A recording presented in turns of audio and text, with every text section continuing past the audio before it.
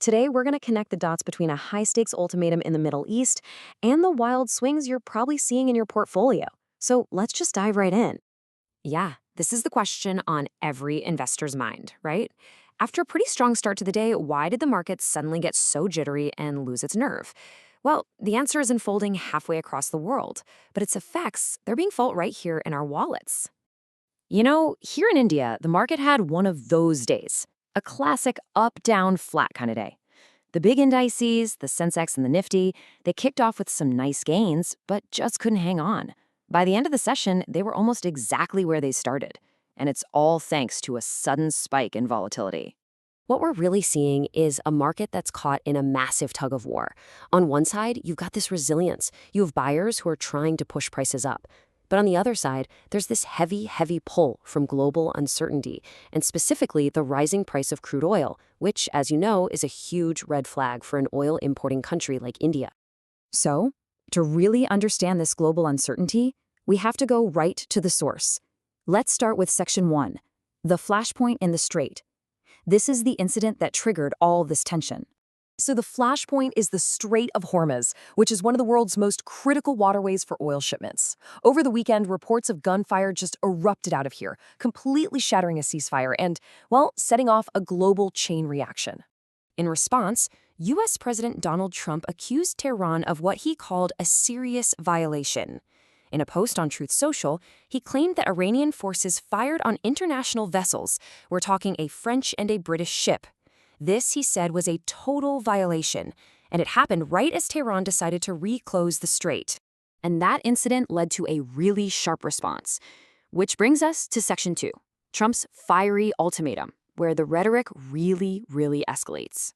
President Trump didn't mince words. He stated his resolve to, and I'm quoting the source directly here, end what he termed the Iran killing machine. I mean, that's incredibly strong language, and it absolutely set the tone for everything that was about to follow. And this wasn't just talk. It was backed by immense economic pressure.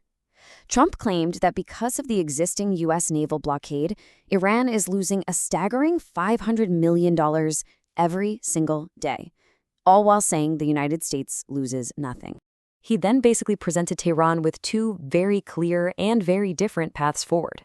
On one hand, you have the nice way, a fair and reasonable deal. But on the other hand, you have the hard way, a severe ultimatum if they turn that deal down.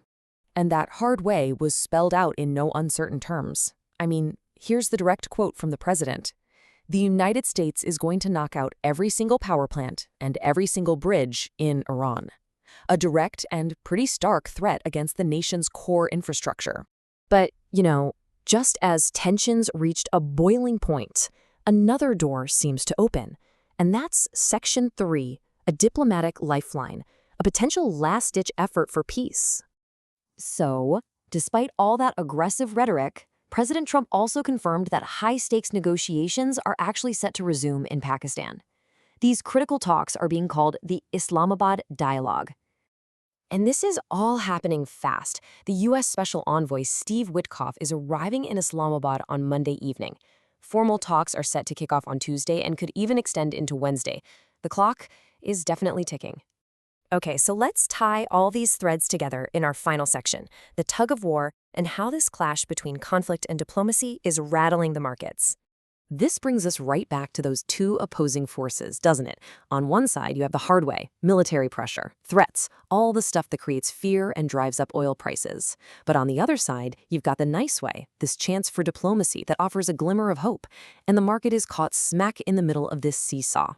So the bottom line here is this. Because of this constant push and pull, we're in what analysts call a trader's market, not a trend market.